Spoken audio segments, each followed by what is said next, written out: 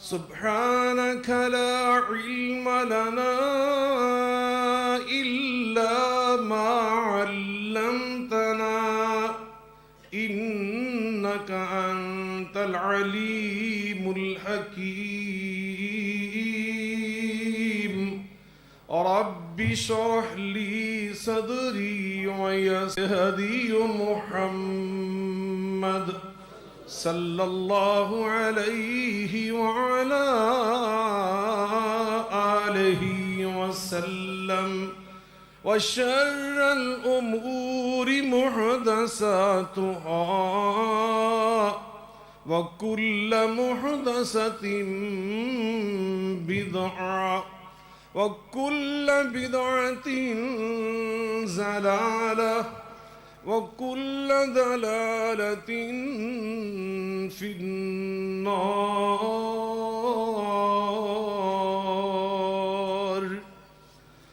أعوذ بالله السميع العليم وبوجهه الكريم والسلطان القديم من الشيطان الرجيم بسم الله الرحمن الرحيم إنما يعمر مساجد الله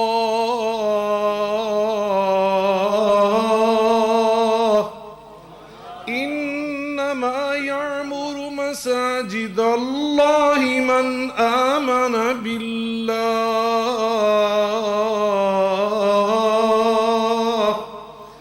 إنما يعمر مساجد الله من آمن بالله واليوم الآخر وأقام الصلاة وآتى الزكاة ولم يخش إلا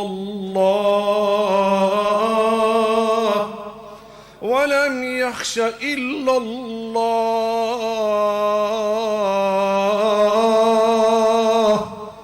فعسى أولئك أن يكونوا من المهتدين.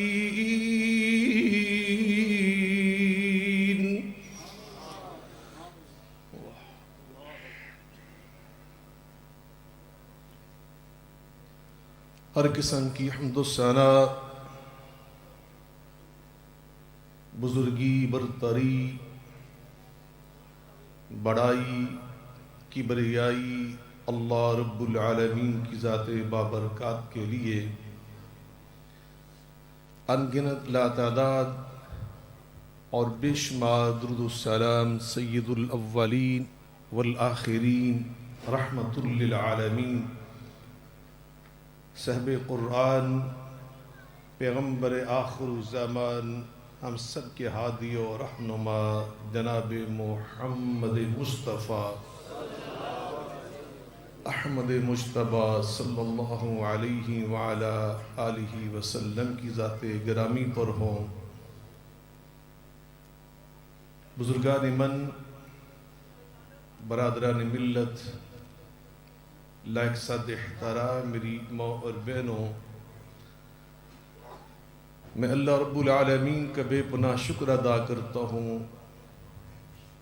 کہ جس نے مجھے توفیق عطا فرمائی کہ میں اپنے برادری گرامی قدر خطیب پاکستان حضرت مولانا قاری آصف ربانی صاحب دامت برکاتہم العالیہ کی پرخلوص دعوت پر لبیک کہتے ہوئے آپ کے اس مرکز میں جامعہ ربانیہ سلفیہ اہل حدیث میں حاضر ہوا اور خطبہ جمعہ کہ اس موقع پر آپ جیسے اہل ایمان بزرگوں اور بھائیوں کی زیارت اور ملاقات کا شرف اٹھا رہا ہوں، حاصل کر رہا ہوں. دعا گو ہوں کہ اللہ تعالیٰ اس مرکز کو قیامت تک آباد فرمائے. جو بھی بزرگ ساتھی بھائی ماں اور بہن اس میں اپنا اپنا حصہ ڈال رہے ہیں، اللہ تعالیٰ ان سب کے لیے اس مرکز کو قیامت تک کے لیے صدقہ جاریہ بنائے۔ یقیناً میں نے اس نئی جگہ کی مناسبت سے، نئے مرکز کی تعمیر کی مناسبت سے قرآن مجید فرقان حمید کی ایک ایام بارکہ خطبہ مسنونہ کے ساتھ آپ کے سب نے تلاوت کرنے کی سعادت حاصل کی ہے، جس میں اللہ رب العالمین نے مساجد کی تعمیر اور آبادی، اس کی اہمیت کو اجاگر فرمایا۔ ویسے تو قرآن مجید فرقان حمید میں اللہ تعالیٰ نے مسجد کے وجود کے بارے میں ایک ایسی اہم حقیقت ہمارے سب نے بیان فرمائی ہے کہ جو بحیثیت مسلمان ہمارا فرض ہے کہ ہم اس کو ہمیشہ سمجھیں اور یاد رکھیں۔ اللہ تعالیٰ نے قرآن مجید فرقان حمید میں ارشاد فرمایا کہ جب ہم نے روئے زمین کو آباد کیا، ہم نے اپنی زمین کو آباد کرنے کا فیصلہ کیا، تو سب سے پہلے اللہ کی اس دھرتی کے اوپر، اللہ کی زمین کے اوپر جو سب سے پہلی بلڈنگ قائم کی گئی، سب سے پہلی عمارت کھڑی کی گئی، اللہ قرآن مجید فرقان حمید میں ارشاد فرماتے ہیں ان اول بیت وضع للناس للذی ببکہ مبارکا وہدی للعالمین ان اول بیت وضع للناس للذی ببکہ مبارکا وہدی للعالمین۔ اللہ فرماتے ہیں سب سے پہلے ہم نے اپنا گھر تعمیر کیا، سب سے پہلے اللہ کی دھرتی پر جو بلڈنگ قائم کی گئی وہ اللہ کی مسجد تھی، مسجد حرام، مکہ معظمہ میں بیت اللہ شریف، اللہ کے گھر سے اس دنیا کا آغاز ہوا۔ اور دوسری حقیقت میں ابھی سناؤں گا تو آپ حیران ہو جائیں گے، نبی کریم علیہ السلام فرماتے ہیں لا تقوم الساعہ، جب تک اللہ کی روئے زمین پر اللہ اللہ کی آوازیں بلند ہوتی رہیں گی۔ اس حدیث نبوی کو توجہ سے سننا اور پھر مسجد کے وجود کی اہمیت کا اندازہ لگانا کہ ہم ہر محلے میں، ہر گلی میں، ہر شہر میں، ہر گاؤں میں، ہر دیہات میں، ہر بستی میں، ہر نگر میں مسجد کیوں بنانا چاہتے ہیں۔ توجہ سے سنیے، میرے آقا علیہ السلام فرماتے ہیں کہ جب تک اللہ کی زمین پر اللہ کی آوازیں بلند ہوتی رہیں گی، میں اللہ کا رسول تمہیں اس بات کی ضمانت دیتا ہوں، میں تمہیں اس بات کی گارنٹی دیتا ہوں کہ لا تقوم الساعہ، قیامت برپا نہیں ہو سکے گی۔ اس دنیا کی زندگی، اس دنیا کی بقا، اس دنیا کی سلامتی، اس دھرتی پر رہنے والوں کی بقا، ان کا استقرار، ان کا استحکام وہ بستا ہے اس عمل سے کہ اگر اللہ کی آوازیں بند ہو جائیں گی تو دنیا مٹ جائے گی، دنیا ختم ہو جائے گی۔ لیکن جب تک مساجد کا وجود ہے اللہ کی آوازیں بھی بلند ہوتی رہیں گی۔ مسجد میں کیا ہوتا ہے؟ ہمارے اہل حدیث مساجد میں تو سب سے پہلے ہم تہجد کی اذان کہتے ہیں، پھر نماز فجر کی اذان، پھر ظہر، عصر، مغرب، عشاء اذانیں ہوتی ہیں، اقامت ہوتی ہے۔ اللہ اکبر، اللہ اکبر، اللہ اکبر، اللہ اکبر، اشہدو ان لا الہ الا اللہ میں اللہ، اشہدو ان محمد الرسول اللہ میں بھی اللہ۔ اللہ اکبر، میں قربان جاؤں اللہ، میں تیری شان پہ قربان جاؤں۔ اللہ کے نام میں کتنی طاقت ہے، اللہ کے نام میں کتنی برکت ہے، اللہ کے نام میں کتنی قوت ہے کہ یہ قیامت کو نہیں آنے دیتا، قیامت کو روک کے کھڑا ہے۔ اور یہ مساجد کا وجود یہ اس بات کی ضمانت ہے، یہاں پہ کیا ہو رہا ہے؟ اللہ اللہ۔ ابھی خطبے سے پہلے اذان ہوئی تو آغاز ہوا اللہ سے، اختتام ہوا اللہ پہ، اور میں نے خطبہ شروع کیا تو سب سے پہلے پڑھا الحمدللہ۔ کیا پڑھا ہم نے؟ مل کے بولے توجہ فرمائیں، اس دنیا کا آغاز بھی مسجد سے اور اس کی بقا بھی مسجد سے۔ اور تیسری بات اللہ خود قرآن میں فرما رہے ہیں، سبحان الذی اسری بعبدہ لیلا، سبحان الذی اسری بعبدہ لیلا من المسجد الحرام الى المسجد الاقصى الذي باركنا حوله، الذي باركنا حوله لنريه من آياتنا إنه هو السميع البصير۔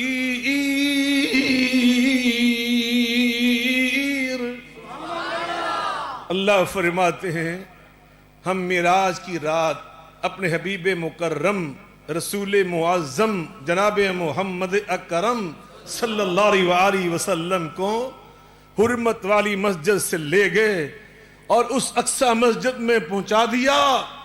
الذی بارکنا حولا، حرمت والی مسجد، مبارکن یہ بھی برکت والی، اور جس مسجد میں ہم لے گئے الی المسجد الاقصی الذی بارکنا حولا، اس کا جتنا ماحول تھا وہ بھی اس مسجد کی برکت سے ہم نے برکت والا بنا دیا۔ اللہ یہ پیغام دے رہا ہے، جہاں مسجد کھڑی ہو جاتی ہے اللہ اس پورے ماحول کو برکت والا بنا دیتا ہے۔ برکت کسے کہتے ہیں؟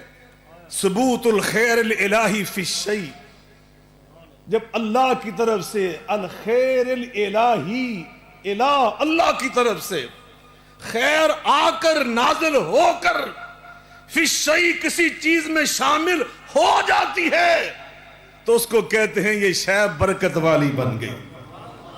اور نتیجہ کیا نکلتا ہے؟ امام راغب رحمت اللہ علیہ فرماتے ہیں ما حلت فی قلیل الا کثرا ولا فی کثیر الا نفعا، جب اللہ کی طرف سے خیر یعنی برکت شامل ہو جاتی ہے تو وہ شے اگر چھوٹی ہو تو اللہ اس کو اور بڑا کر دیتا ہے۔ یہ 14 مرلے انشاءاللہ پتہ نہیں کتنے مرلے ہو جائیں گے انشاءاللہ، کہہ دیں انشاءاللہ، زور سے کہہ دیں انشاءاللہ۔ ربانی صاحب فرما رہے تھے ایک مسلح 50 ہزار روپے کا، میں کہتا ہوں انشاءاللہ یہاں پہ کئی مسلح انشاءاللہ اللہ دے گا۔ آپ اس کے لیے تیار ہیں نا؟ جو جذبہ رکھتا ہے ہاتھ کھڑا کرے انشاءاللہ الرحمن، اللہ کو ہمت عطا فرمائے۔ چونکہ یہ میرا انداز نہیں ہے میں آپ سے عرض کروں کھڑے ہو جائیں، لیکن انشاءاللہ آپ جذبے کے ساتھ اس مرکز کے ساتھ وابستہ رہیں۔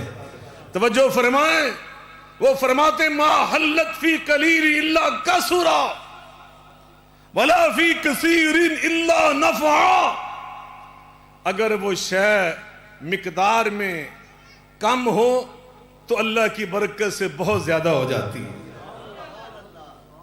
وہ معمولی سا پانی کتنے صحابہ نے پی لیا اور ان کے جانوروں نے بھی پی لیا۔ حضرت جابر کی دعوت میں معمولی سا کھانا خندق کے سارے مجاہد اور غازیوں نے کھا لیا۔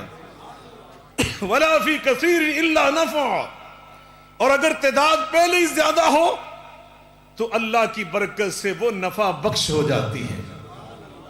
مسجد کا وجود پورے ماحول کو منور کر دیتا ہے، روشن کر دیتا ہے، مبارک بنا دیتا ہے، بابرکت کر دیتا ہے۔ وہ کیسے؟ اللہ قرآن میں فرما رہا ہے، توجہ فرمائیں، اقیم الصلاة لدلوک الشمس الى غسق اللیل، اقیم الصلاة لدلوک الشمس الى غسق اللیل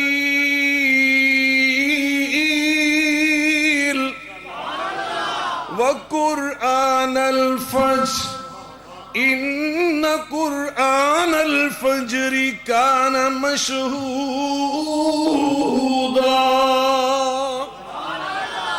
اللہ فرماتے ہیں نماز فجر میں جب مسجد میں قرآن پڑھا جاتا ہے، ویسے تو قرآن سری طور پہ ظہر میں بھی پڑھا جاتا ہے، عصر میں بھی، مغرب میں جہری پڑھا جاتا ہے، عشاء میں جہری پڑھا جاتا ہے، لیکن فجر کی بات خاص طور پہ اس لیے کی کہ نبی پاک فجر کی پہلی رکعت میں کم از کم 100 آیات کی تلاوت فرمایا کرتے تھے، دوسری رکعت میں 60 آیات کی تلاوت فرمایا کرتے تھے۔ فرمایا جب فجر میں مساجد میں قرآن کی تلاوت ہوتی ہے، میں ابھی ترجمہ مفہوم کے طور پہ عرض کرنے لگا ہوں، آپ کا ایمان تازہ ہو جائے گا۔ اللہ خود اللہ کے فرما رہے ہیں وَقُرْآنَ الْفَجْرِ كَانَ مَشْهُودًا، اس کی خوشبو آسمانوں تک پہنچ جاتی ہے، اور وہ خوشبو وہاں سے فرشتوں کو لا کر صفوں میں کھڑا کر دیتی ہے۔ اللہ کی قسم اٹھا کر کہتا ہوں، پوری ذمہ داری سے کہتا ہوں، آج صبح فجر کی نماز جب یہاں پہ پڑھی گئی جامعہ ربانیہ سلفیہ اہل حدیث میں، تو قرآن کہہ رہا ہے، اس میں جب آپ وہاں موجود تھے اللہ کے فرشتے بھی یہاں موجود تھے۔ اور جب فرشتے آتے ہیں نا، برکت کیسی آتی یہ میں عرض کرنے لگا ہوں۔ فرشتے خالی ہاتھ اللہ کے پاس سے نہیں آتے۔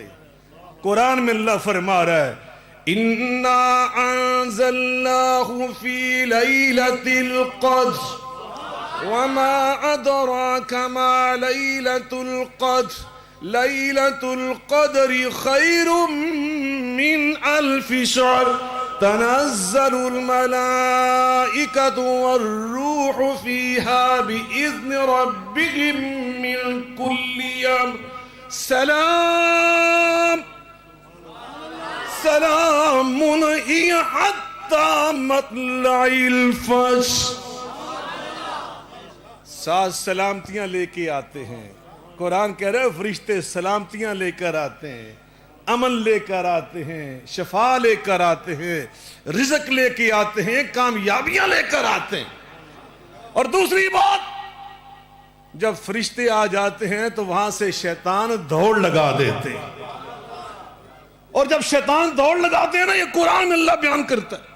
غزوہ بدر کے موقع پر شیطان ابلیس انسان کی شکل میں مشرکین مکہ کو ساتھ لے کر آیا تھا، ان کو گر سکھا رہا تھا، جنگ کے طریقے سمجھا رہا تھا، بڑا دنا بن کے ساتھ ساتھ تھا، لیکن جیسے جبریل امین فرشتے لے کر آسمان سے نازل ہوئے، اس نے دوڑ لگا دی۔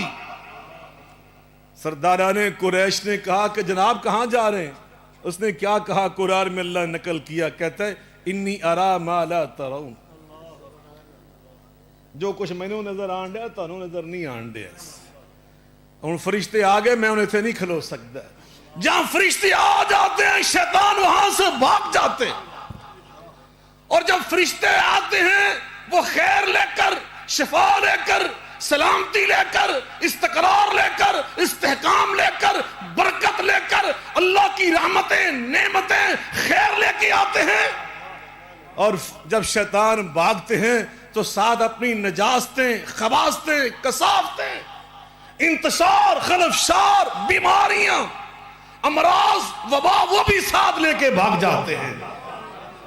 شیطانوں کے بھاگنے سے نجاستیں ختم ہو جاتی ہیں، قدورتیں ختم ہو جاتی ہیں، نفرتیں ختم ہو جاتی ہیں، فرشتوں کے آنے سے اتحاد پیدا ہوتا ہے۔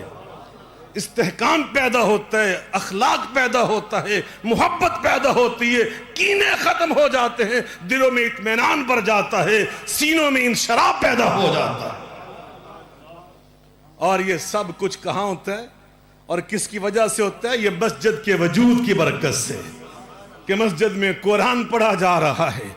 میں سورہ یونس بیان کرنے لگا ہوں، اللہ فرشتوں سے آگے بھی ایک بات کر رہے ہیں، فرشتوں سے آگے اللہ اکبر۔ سورہ یونس میں اللہ فرماتے ہیں وَمَا تَكُونُ فِي شَأْنٍ وَمَا تَتْلُو مِنْهُ مِنْ قُرْآنٍ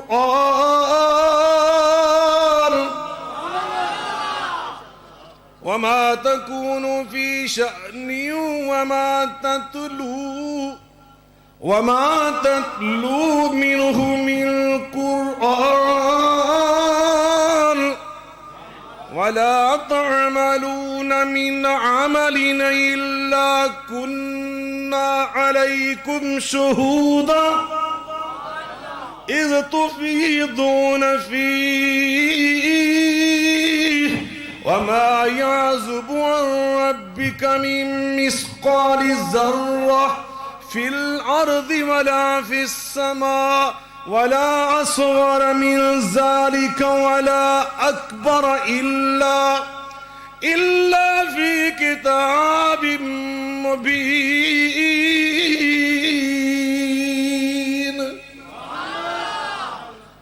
ابھی آپ اس کا مطلب سنیں گے نا تو آپ کا ایمان ایسا تازہ ہوگا کہ قرآن کی اس آیت کی لذت آپ کو کئی سال انشاءاللہ یاد رہے گا۔ مفہوم سنا دوں کہ رہنے دوں؟ اللہ کو سلامت رکھے۔ اللہ فرماتے ہیں وَمَا تَتْلُو مِنْهُ مِنْ قرآن، جب تم قرآن کی تلاوت کرتے ہو میرے فرشتے تو آتے ہی ہیں، إِلَّا كُنَّا عَلَيْكُمْ شُهُودًا، میں اللہ خود بھی آ جاتا ہوں، میں اللہ خود بھی حاضر ہو جاتا ہوں۔ اب میرا اللہ کیسے حاضر ہوتا ہے، کیسے آتا ہے، یہ اللہ کو علم میں ہے۔ اللہ اکبر، اللہ میرا جانتا ہے کیسے آتا ہے، مگر فرمایا جب تلاوت قرآن ہو رہی ہوتی ہے إِلَّا كُنَّا عَلَيْكُمْ شُهُودًا، تو میں تو اللہ وہاں خود آ جاتا ہوں۔ اور جہاں میرا اللہ آ جائے، میرا اللہ خود موجود ہے، اپنی رحمتوں کے ساتھ، اپنے علم کے ساتھ، اپنی محبتوں کے ساتھ، تو بتلائیے کوئی کمی رہ سکتی ہے؟ کسی شے کا عیب اور نقص رہ سکتا ہے؟ تو یہ مساجد کا وجود الحمدللہ جس محلے میں مسجد بن جاتی ہے، اس کے وجود سے پورا محلہ بابرکت ہو جاتا ہے، منور ہو جاتا ہے، روشن ہو جاتا ہے۔ میں قربان جو نبی پاک اسوہ حسنہ، آپ کی اتباع، آپ کی سنت مبارکہ، آپ کی سیرت طیبہ، اس کا بھی پیغام کیا ہے؟ لَقَدْ كَانَ لَكُمْ فِي رَسُولِ اللَّهِ أُسْوَةٌ حَسَنَةٌ لِمَنْ كَانَ يَرْجُو اللَّهَ وَالْيَوْمَ الْآخِرِ وَذَكَرَ اللَّهَ كَثِيرًا۔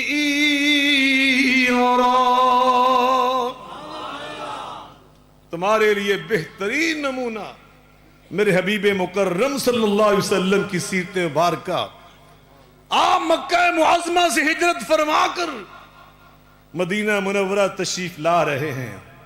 مدینہ منورہ سے پہلے قباء کی بستی ہے، قباء کے لوگوں نے آپ کو وہاں پہ روک لیا۔ احادیث کے اندر مختلف روایات، تقریباً 14 دن آپ کو وہاں پہ ٹھہرنا پڑا۔ آج اس سردار کے گھر دعوت، آج اس سردار کے ہاں تشریف آوری، مگر 14 دنوں میں میرے آقا کا اسوہ، آپ نے صرف دعوتوں میں وقت صرف نہیں کیا، آپ نے 14 دن کے اندر قباء میں مسجد قباء کی تعمیر فرمائی۔ آپ نے مسجد قباء، جس مسجد قباء کی شان اللہ خود قرآن میں بیان کر رہا ہے، لمسجد اسس علی التقوی من اول یوم، یہ وہ مسجد ہے پہلے دن سے ہی اس کی بنیاد تقوی پہ رکھی گئی. نبی پاک صلی اللہ علیہ وسلم نے اس کی شان بیان کی اور شان بیان کرنے کی حد کر دی. آقا فرماتے من تطہر فی بیتہ ثم اتی مسجد قباء، من تطہر فی بیتہ ثم اتی مسجد قباء فصلی فیہ رکعتین فلہ اجر کاجر عمرہ. فرمایا جو اپنے گھر سے باوضو ہو کر مسجد قباء میں آئے، فرض تو فرض 2 نفل پڑھ لے، اللہ اس کو بیت اللہ کے عمرے کا ثواب عطا فرما. اس بندہ ناچیز پہ اللہ کی رحمت ہوئی. میں 5 سال مدینہ منورہ میں مسجد نبوی میں مدینہ یونیورسٹی میں مجھے تعلیم حاصل کرنے کا اللہ نے موقع عطا کی ہے، اور 5 سال ہی ہر بدھ کی شام کو میں اپنے کمرے سے وضو کر کے نکلتا، پیدل جاتا مسجد قباء میں. نبی پاک اس حدیث کے پیش نظر جو ایمان تازہ ہوتا ہے وہاں پہ جا کر دعا کرتا ہوں اللہ مجھے بھی، آپ کو بھی، میری آل اولاد کو بھی، آپ کی آل اولاد کو بھی اللہ نسل در نسل ان مراکز اسلامیہ حرمین شریفین کے ساتھ وابستہ فرمائے. اللہ اکبر.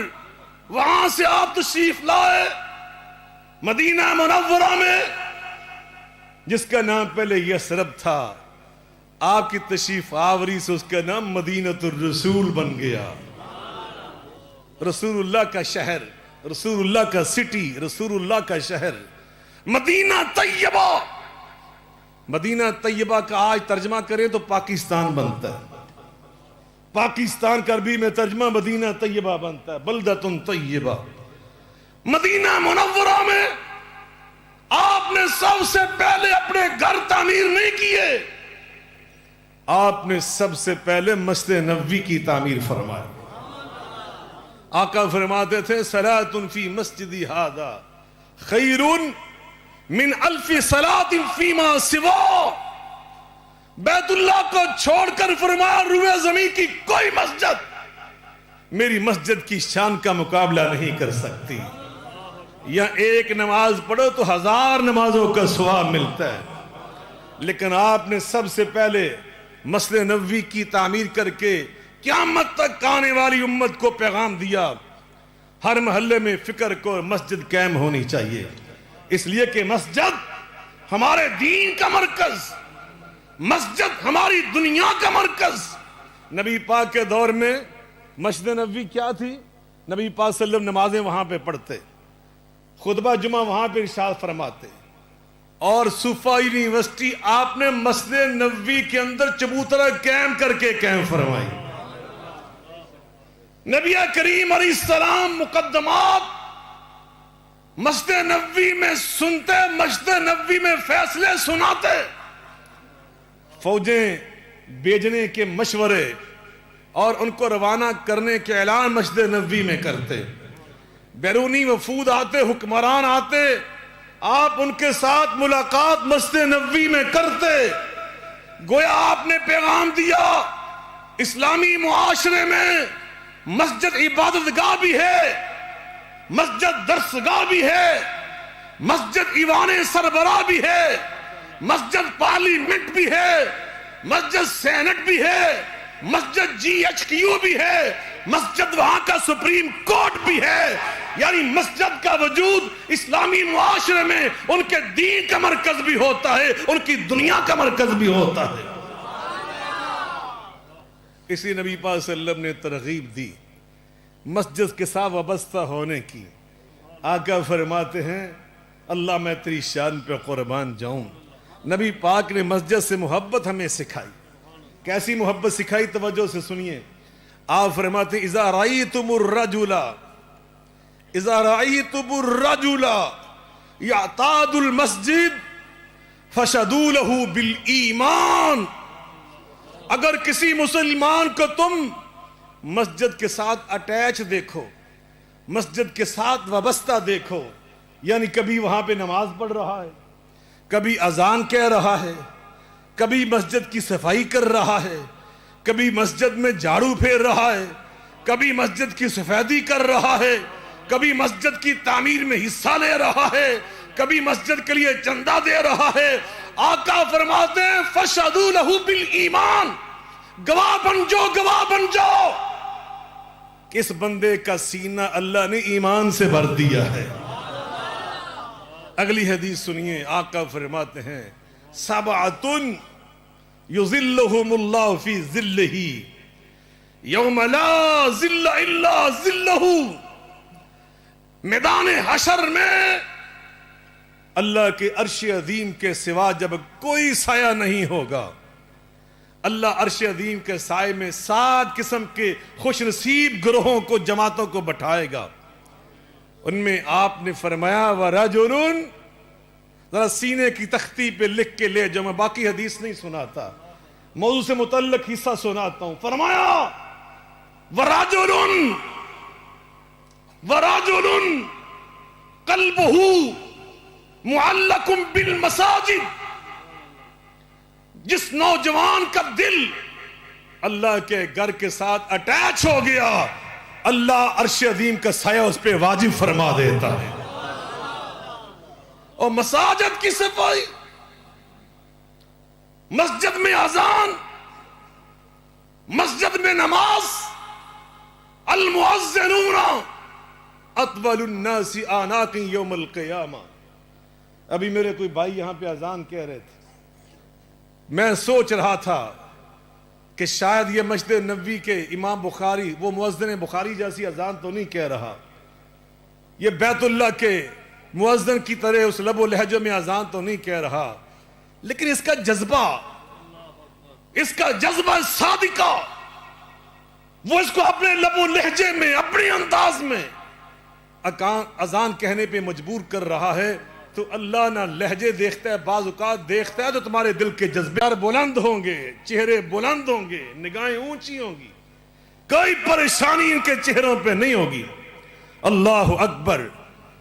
دوسرا فرمایا عرضت علی اجور امتی، مجھے ایک دن اللہ نے میری امت کی وہ نیکیاں دکھائیں کہ جو بظاہر چھوٹی چھوٹی نظر آتی ہیں، لیکن ان کی تاثیر اور رزلٹ اتنا بڑا ہے کہ وہ چھوٹی نیکی ہونے کے باوجود کرنے والے کا ہاتھ پکڑ کر اسے جنت میں لے جاتی ہے۔ فرمایا اس میں نے دیکھا میرا کوئی امتی مسجد کے اندر سے ایک تنکا اٹھا کر باہر پھینک دیتا ہے، اللہ اس پر جنت کو واجب فرما دیتا ہے۔ مسجد کی صفائی، نبی پاک علیہ السلام کی مسجد میں ایک خاتون تھی، بوڑھی اماں، رنگ اس کا سیاہ تھا، تنہا رہتی تھی مدینہ منورہ میں، کوئی اس کا خاندان اور قبیلہ بھی نہ تھا، اور وہ کام کیا کرتی تھی؟ آقا کی مسجد کی صفائی کیا کرتی تھی۔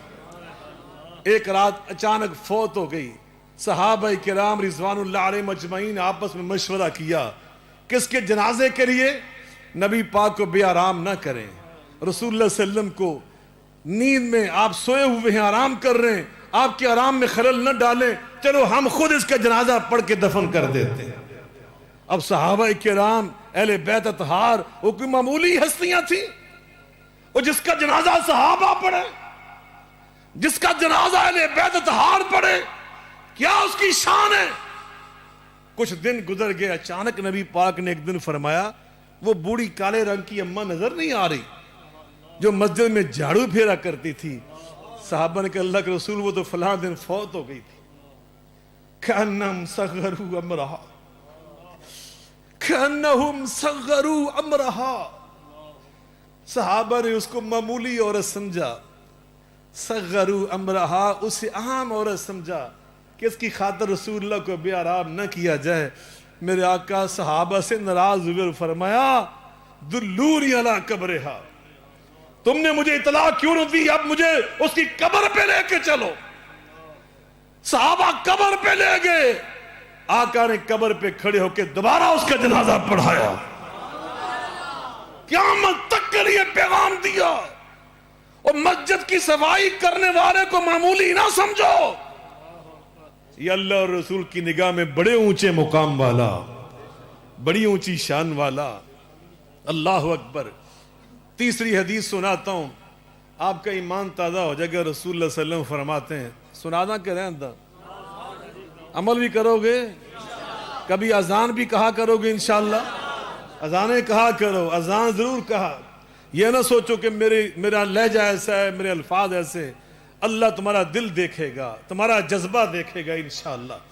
اذان ضرور کہو، اور کبھی کبھی مسجد میں جھاڑو بھی پھیرا کرو. میرے بزرگ تھے ملک صاحب، جس شہر کے فاروق آباد کے، سید اصغر علی شاہ صاحب رحمۃ اللہ علیہ، میرے بزرگ تھے، میرے ماموں لگتے تھے، اللہ کے ولی تھے، صاحب حیثیت تھے، امیر آدمی تھے. ان کے بہت سارے بیٹے سعودی عرب میں مختلف جاب پہ کام کرتے تھے، تو وہ بڑے صاحب حیثیت ہونے کے باوجود مسجد میں جھاڑو خود اپنے ہاتھ سے پھیرا کرتے تھے. گھر والوں نے کہنا، لوگوں نے کہنا، شاہ صاحب وہ ہم نے رکھا ہوا خادم. انہوں نے کہا کہ یہ چھوڑو یار یہ بات. ہمارے آبائی قصبے رائے جنگ میں تشریف لاتے تو سب سے پہلے چپکے سے نکل جاتے. ہماری کافی بڑی مسجد تھی، چپکے سے جا کے جھاڑو پکڑتے، پوری مسجد کی صفائی کرتے. اس جذبے کے ساتھ کہ رسول اللہ صلی اللہ علیہ وسلم نے فرمایا، جو ایک تنکا صفائی کی نیت سے اٹھا کر مسجد سے باہر پھینک دیتا ہے، اللہ اس پر جنت کو واجب فرما دیتا ہے. آخری حدیث آج کے خطبے کی، میرے آقا فرماتے ہیں، من بنا للہ مسجدا بن اللہ لہ بیتا فی الجنہ. جو اللہ کا گھر بناتا ہے، جو اللہ کا، مل کے بول لیں، زور سے بول لیں، تو اللہ اس کو کیا انعام دیتا ہے؟ یہ حدیث نبوی ہے، من بنا للہ مسجدا، جو اللہ کا گھر بناتا ہے، بن اللہ لہ بیتا فی الجنہ، اللہ انعام کے طور پر، عوض کے طور پر، صلے کے طور پر، اجر کے طور پر، ثواب کے طور پر راضی ہو کر اس کا گھر جنت میں بنا دیتا ہے. تم تو اللہ کا گھر اینٹوں سے بناتے ہو، سیمنٹ سے بناتے ہو، ٹی آر گارڈر سے بناتے ہو. میرا اللہ تمہارے گھر کستوری سے بناتا ہے. اللہ تمہارے گھر سونے چاندی کی اینٹوں سے بناتا ہے. میرے بزرگوں، میرے بھائیوں، اللہ کے گھروں کا وجود یہ امن کی ضمانت دیتا ہے، خیر و برکت کی ضمانت دیتا ہے، استقرار اور استحکام کی ضمانت دیتا ہے، اتحاد کی ضمانت دیتا ہے، شفا کی ضمانت دیتا ہے. قرآن مجید فرقان حمید میں اللہ فرماتے ہیں، وَأَنَّ الْمَسَاجِدَ لِلَّهِ فَلَا تَدْعُوا مَعَ اللَّهِ أَحَدًا. اللہ اکبر. ربانی صاحب ماشاءاللہ خود بڑے پیارے انداز سے قرآن پڑھتے ہیں. اب اللہ ان کو سلامت رکھے اور ان کو ڈی ایس پی جلدی اللہ ترقی دے دے، اور جناب انشاءاللہ ایسے نیک لوگ الحمدللہ موجود ہے ہر محکمے کے اندر. میں پچھلے 34 سال سے امن کمیٹی کے ساتھ وابستہ ہوں. مجھے اندازہ ہے میں نے ہر شعبے میں اللہ والے دیکھے ہیں، اللہ کے دین سے پیار کرنے والے دیکھے ہیں، اللہ کے گھروں سے محبت کرنے والے دیکھے ہیں. یہ جس کو اللہ تعالیٰ پسند کر لے، وَمَن يُرِدِ اللَّهُ بِخَيْرًا يُفَقِّهُ فِي الدِّينِ. میں عرض کر رہا ہوں، مساجد ہمیں کیا سکھاتی ہیں؟ مساجد کا وجود یہ برکت کا حامل، شفا کا حامل. اللہ قرآن میں فرماتے ہیں، یا ایھا الناس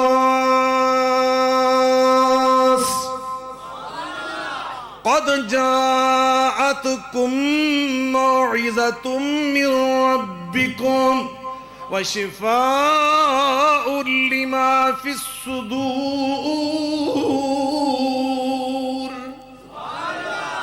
وننزل من القرآن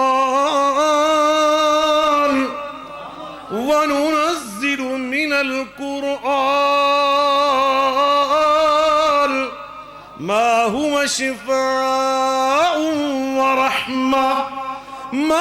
شفاء ورحمة للمؤمنين. اللہ فرماتے ہم نے قرآن تمہارے لیے رحمت بنا کر بھیجا، شفا بنا کر بھیجا، تمہارے لیے اصول زندگی سکھانے والا بنا کر بھیجا۔ اس قرآن نے ہمیں اصول زندگی سکھاتے ہوئے فرمایا وَأَنَّ الْمَسَاجِدَ لِلَّهِ فَلَا تَدْعُوا مَعَ اللَّهِ أَحَدًا وَأَنَّهُ لَمَّا قَامَ عَبْدُ اللَّهِ يَدْعُوهُ كَادُوا يَكُونُونَ عَلَيْهِ لِبَدًا۔ یہ مساجد ہمارے عقائد کو درست کر دیتی ہیں اور بھٹکے ہوئے بندوں کو اٹھا کر اللہ کے ساتھ جوڑ دیتی ہیں۔ اور ساتھ فرمایا حضرت معاذ ابن جبل رضی اللہ تعالی عنہ، حضرت ابو موسیٰ اشعری رضی اللہ تعالی عنہ، آپ نے دونوں کو یمن روانہ فرمایا اللہ کا دین سنانے کے لیے، پہنچانے کے لیے، اس پیغام کو وہاں تک سنانے کے لیے۔ تو آپ نے ان کو جو نصیحتیں فرمائیں وہ ذرا سن لیجئے۔ 3 باتیں آپ نے ارشاد فرمائی، ایک پہلی اور دوسری ان سے متعلق تھی، اور تیسری تبلیغ دعوت کے حوالے سے تھی۔ آقا فرماتے ہیں اتق اللہ حیث ما کنت، میرے بیٹو جہاں بھی رہو تقوی کا دامن کبھی نہ چھوڑنا، خلوت ہے تو تب بھی اللہ سے ڈرنا، بندوں کے سامنے جلوت ہے تو تب بھی مل کے بولنے، تنہائی میں جہاں بندہ یہ سمجھتا مجھے دیکھنے والا، مجھے روکنے والا، مجھے ٹوکنے والا، میری مخبری کرنے والا کوئی نہیں، اتق اللہ حیث ما کنت، میرے بیٹے وہاں بھی اللہ سے ڈرنا۔ ان الذين يخشون ربهم بالغيب، ان الذين يخشون ربهم، ان الذين يخشون ربهم بالغيب لهم مغفرة واجر كبير وَعَسِّرُوا قَوْلَكُمْ أَوِ اجْهَرُوا بِهِ إِنَّهُ عَلِيمٌ بِذَاتِ الصُّدُورِ أَلَا يَعْلَمُ مَنْ خَلَقَ وَهُوَ اللَّطِيفُ الْخَبِيرُ۔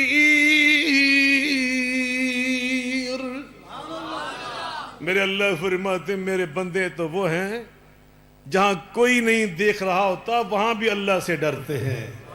تو فرمایا امام ابن تیمیہ شیخ الاسلام رحمت اللہ علیہ نے ان تقوی اللہ یصلح ما بین العبد و بین ربہ، تقوی وہ قوت ہے جو بندے کے درمیان اور اس کے رب کے درمیان رشتہ ہے نا، اس کے اندر جہاں جہاں کمزوریاں ہوتی ہیں اس کو ٹھیک کر دیتا ہے۔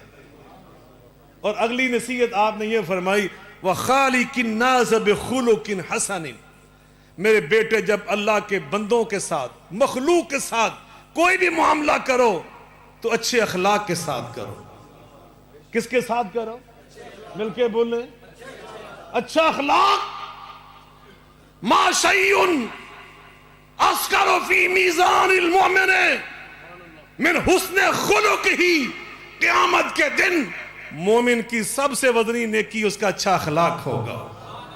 نماز اپنا وزن رکھتی ہے، روزہ اپنا رکھتا ہے، حج اپنا روزہ وزن رکھتا ہے، لیکن فرمایا سب سے وزن زیادہ رکھنے والی نیکی وہ تمہارا اچھا اخلاق ہے۔ امام عبداللہ بن مبارک فرماتے ہیں اچھا اخلاق کیا ہے؟ طلاقت الوجہ، خندہ پیشانی، کسی سے بھی ملو کھلے چہرے کے ساتھ، مسکرا کر۔ کیسے ملو؟ مل کے بول لیں، چہرے پہ 12 بجے نہیں ہونے چاہیے، مسکرا کر۔ دوسرا فرمایا الکلام اللین، زبان میٹھی۔ اچھے اخلاق کی دوسری نشانی زبان، ذرا زور سے بولنے۔ اللہ ہماری تقریریں بھی مٹھاس والی بنا دے۔ یہ مساجد یہ اخلاق سکھانے کا مرکز ہے۔ اس مرکز سے مٹھاس، اس مرکز میں نرمی، اس مرکز سے دوسروں کے لیے خیرخواہی، ہمدردی، محبت، پیار کا سبق عام ہونا چاہیے۔ تیسرا فرمایا بذر الخیر، اللہ نے ہر بندے کے اندر کوئی صلاحیت اور کوئی خیر رکھی ہوتی ہے، اس کو اللہ کی مخلوق پہ قربان کر دو۔ مجھے اللہ نے بولنے کی صلاحیت دی ہے، میرا فرض ہے جو میرے پاس علم ہے اللہ کی توفیق کے ساتھ میں بخل نہ کروں، اس کو عام کر دو۔ اس کو ہمارے کئی حکیم نسخہ اللہ دے دیتا ہے، ساری زندگی سینے میں رکھ کر سینے میں سال لے کے دفن ہو جاتے ہیں۔ اس کو نچھاور کرو، اللہ کی مخلوق پہ قربان کرو۔ اللہ نے آپ کو آفیسر بنا دیا، کوئی غریب آپ کے پاس آیا، اس بیچارے کے وسائل نہیں ہیں، اس کی حیثیت نہیں ہے، کوئی تعارف نہیں ہے، کوئی سفارش نہیں ہے، اللہ نے مجھے موقع دیا تو میرا فرض ہے میں اس کی خدمت کروں، اس کے جائز کام میں کبھی رکاوٹ نہ ڈالوں، انسان مہیا کروں۔ آخری التحمل، اگر کوئی آپ کے ساتھ زیادتی کر جائیں تو آپ برداشت کریں، بردباری کا مظاہرہ کریں، تحمل، آپ کے اندر حلم ہونا چاہیے، آپ کے اندر برداشت کا مادہ ہونا چاہیے۔ وَالْكَاظِمِينَ الْغَيْظَ وَالْعَافِينَ عَنِ النَّاسِ وَاللَّهُ يُحِبُّ الْمُحْسِنِينَ۔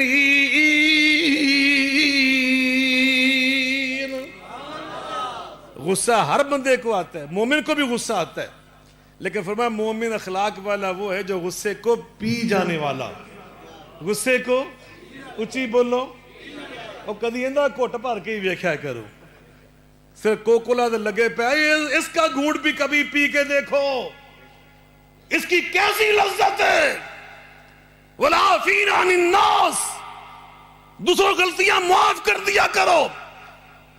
آقا نے فرمایا میرے بیٹے ابو موسیٰ اشعری، معاذ ابن جبل، اب وہاں پہ تبلیغ تم نے کرنی جا کر، جامعہ ربانیہ سلفیہ اس محلے میں قائم ہو گیا ہے، اب تبلیغ ہم نے کیسے کرنی ہے؟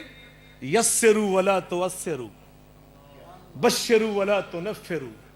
میرا بیٹا اللہ کا دین ایسے پیش کرنا، آسان بنا کر، مشکل بنا کر نہیں کہ لوگ سمجھیں اللہ کا دین تو آسان ہے، اس پہ عمل کیا جا سکتا ہے، یہ ایسا نہیں ہے کہ اس پہ عمل نہیں ہو سکتا، دین کو آسان بنا کر۔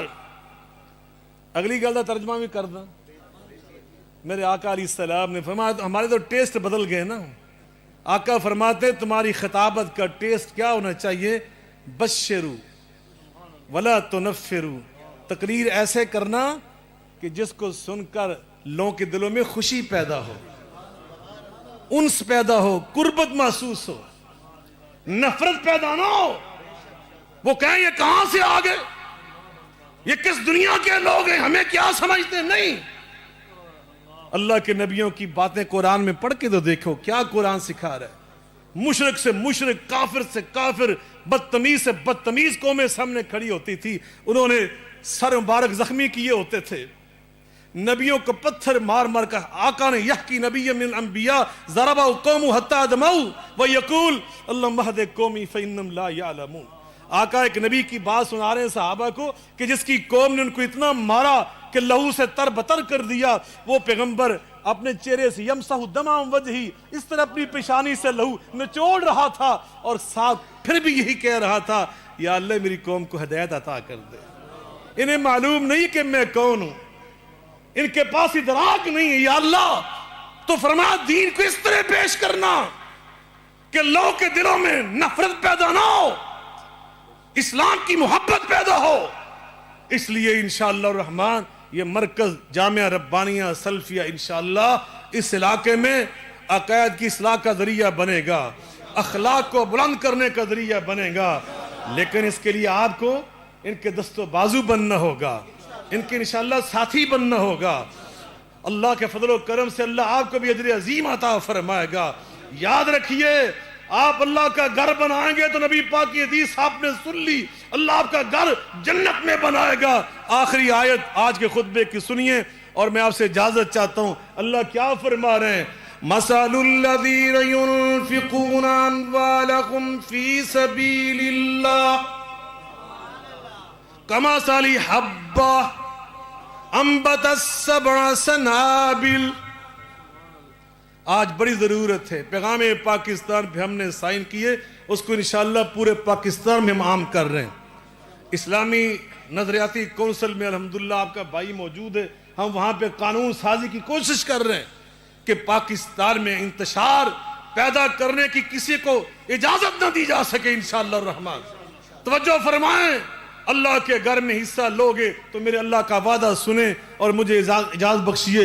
مثل الذین ينفقون اموالهم فی سبیل اللہ کمثل حبۃ انبتت سبع سنابل مثل الذین ينفقون اموالهم فی سبیل اللہ کمثل حبۃ انبتت سبع سنابل فی کل سنبلۃ مئۃ حبۃ واللہ یضاعف لمن یشاء واللہ واسع علیم۔ اللہ کی راہ میں خرچ کرنے والوں کی مثال گندم کے ایک دانے کی ہے جس کو کسان اللہ پر اعتماد کر کے زمین میں پھینک دیتا ہے، میں اللہ اس ایک دانے کو 700 دانہ بنا کے واپس کرتا ہوں۔ اللہ نے مثال دے کے سمجھایا، اگر کسان میرے اوپر اعتماد کرتا ہے، ایک دانہ مجھ کو دیتا ہے بیج کے طور پر، میں 700 بنا کے لوٹاتا ہوں۔ اور میری راہ میں ایک مسلح کے پیسے دینے والوں، اور میرے اوپر اعتماد تو کر کے دیکھو، کیوں جی اعتماد ہے تو انہوں اللہ دے ہے تو پھر ربانی صاحب دی اس تمنا نے پورا کرو۔ میں لگا جب بہن تو وہ تھوڑے کولے ان تشریف لے آ رہے ہیں تو سارے ساتھی اٹھو کو 10 15 20 مسلح تاج پورے کرو۔ اللہ آپ کو جزائے خیر عطا فرمائے۔ وآخر دعوانا ان الحمد للہ رب العالمین۔